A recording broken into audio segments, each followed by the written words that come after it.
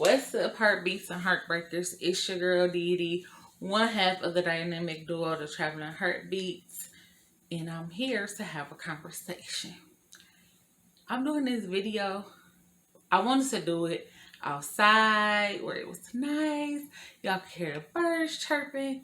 But guess what? It snowed today, so it's cold. So, I'm back home. It's cold. So I wanted to have a conversation with y'all about American Airlines.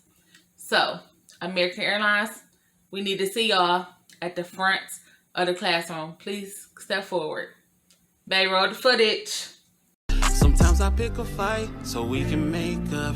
And I know you get the bag with that makeup. You quick to tell them broke girls get their cake up. And now you stunning on them playing in that makeup. Let's make up, make up, make up. Have you in your makeup, makeup, makeup. So that we can make up, make up, make up. Make up, let's make up, make up, make up.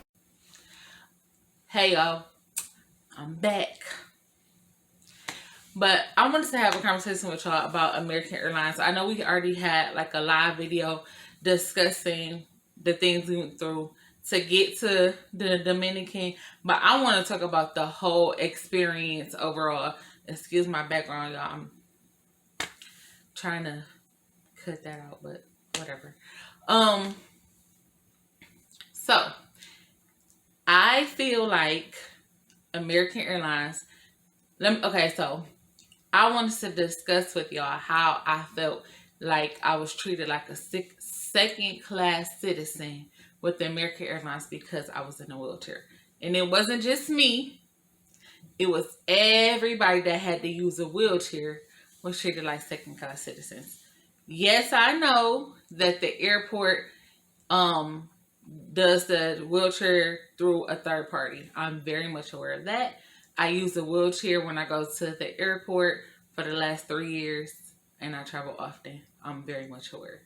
So let me just put that disclaimer out there before, y'all YouTube people try to come for me. But it started like when I got to the airport, like 3 o'clock in the morning. So I had to wait for a wheelchair, which I understand that it's limited workers, it's more people that have to use the workers than there's more people that need the wheelchair than there are workers, because they're pushing 2 and 3 people from 3 different airlines at the same time. I'm aware of that. So the first person, it probably took them about 20-25 minutes to come get me in a wheelchair. The airport. I never had this happen. I'm starting to think maybe this is just something with American Airlines. I don't know. I have traveled through the pandemic. I never experienced this.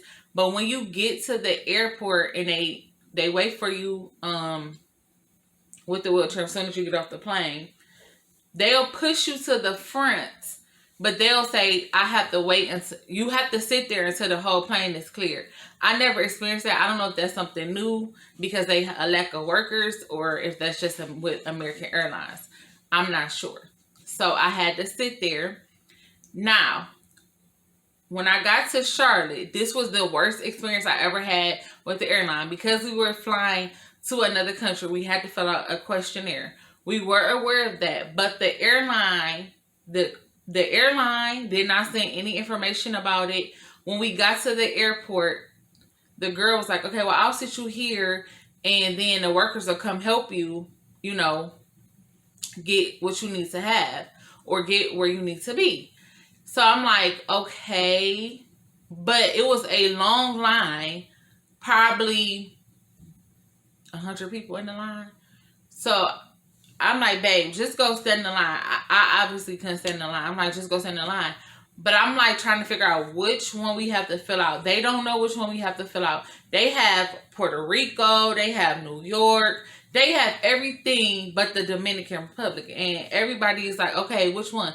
The passengers are getting frustrated. The flight attendants are getting frustrated. So babe stood in this line probably about 30 minutes because I looked at the thing and it said boarding in 22 minutes. And I'm like, it's not going to happen. So We finally get up there. At this point, this man, he had him, his wife, and his 3 kids. And he's getting frustrated because every one that they keep filling out is the wrong one. And then they say you can fill out one for multiple people, but it wasn't given a barcode with everybody's name on it. So obviously you had to fill out one per person. So he started getting mad. He started throwing stuff like, you don't even know which one you want us to do. So the flight attendant, like, I'm standing here on the corner because you know we got to have a seat. I'm like, first of all, I was in a wheelchair. You guys didn't help me. She said she had no response to that. This is the first flight attendant. Second, I'm like, okay, is this the right one? Like, I don't speak Spanish. The thing was in Spanish, so I didn't know. And she like, well, I guess that's right. I don't work for American Airlines. You do. So then she like tossed my passport and was like, well, come back when you're ready. First of all, don't throw my stuff. I paid a lot of money for my passport. Don't throw my stuff because you aggravated with somebody else and what they doing. I don't have anything to do with that man and what he doing. That I'm not up here with an attitude. Even though I'm frustrated, I had a lot of respect. I did not talk with an attitude. I just asked one question. I'm like, first of all, don't throw my stuff. Second of all, we've been standing in this line. I'm finished. Like, I have my thing so I can get okay to get on the plane. So, then CJ needed one. So I'm like, okay, his phone was acting up. It wouldn't like let him fill in the things for some reason. So I'm trying to fill his out, you know. So she just okay his. Like, okay, well she was like, okay, just go. So then they're calling the group numbers. Mind you guys, I'm in a wheelchair, so I was supposed to get on first so I don't have to walk through all those people, you know, with my issues. So I get to the second flight. By the time I have to stand in this line, because I had to leave the wheelchair because they don't allow the person that's with you to push the wheelchair. So I get up to the second flight standing, and I tell her, I'm like, I was in a wheelchair and you guys did not help me. And she was like, oh, well, they were supposed to bring you up here. I'm like, she couldn't bring me up here. There was no room. You guys were not paying attention. She was like, oh, well, they usually bring people up here. Like, it was nothing like, no, oh, I apologize, you know, nothing. It was just like, oh, well, it was their fault. It's not nothing on us. Like, so I'm like, okay. So when we get to the Dominican, it was raining, and their airplanes don't go up directly to the building. So it's this ramp thing that you have to walk down. It was raining. Guys, people were slipping down this thing. Like, carrying your bags and stuff you got on your gym shoes or your flip-flops or whatever you choose to wear for your comfort for your flight. People were sliding. You got people that got canes. It was a mess. So, okay, I've never experienced anything like this. But if that was bad, it gets worse. So, we get there, get our bags, everything. So people that's in wheelchairs, they did push you to the front and they did help us immediately. But after the man said, do you smoke? I said, no, I don't smoke. Why? Guys, he pushed us to the smoking area and then just was like, oh, well, we don't have enough workers to take you to the gate right now. So we're just going to sit you here, take a picture and let them know you're here. Excuse me? So the outside part is like, the smoking part is like an outside part. People are smoking. Yo, I got asthma. The smoke just blowing. I'm like, this cannot like be happening. Like, I'm just like, I cannot take it. Yo, I'm very understanding to what's going on now. Being a travel partner, I understand. But you have to have some type of compassion for people that are disabled or need extra help. You have to. Like, I just don't understand. What type of customer service is this? Like, what's going on? I'm complaining this video. I am having some complaints because I was frustrated with the experience. But I'm really like chill when it comes to traveling and stuff. Like, I just like I go with the flow. I'm gonna go with the flow, girl. But if I feel like I'm being mistreated, I will voice my opinion. I have no problem doing so. You will not mistreat me at all. I demand respect in any situation. I don't care how, if you feel like because of my race, you can disrespect me, and I'm gonna come back to that. Remember I said that, y'all. So we finally get to the gate. Okay. That part, it was a lot of people on my flight that required a wheelchair, seems like. But they got us smooth, they got us to the plane, we got on the plane. That part was good. We get to Miami, y'all.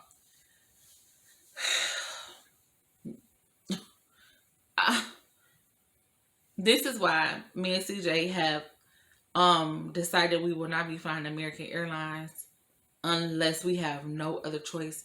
And I mean, we have decided that we will pay extra money. We will fly in a day early and use a different airline to avoid them at all costs. We get to Miami, there's no wheelchairs for anybody. So the man was like, well, sit here and they'll bring the wheelchair. They put you on the wheelchair, drive you to a golf cart. The golf cart drives you to an area where everybody that has to get on a wheelchair from American Airlines is waiting.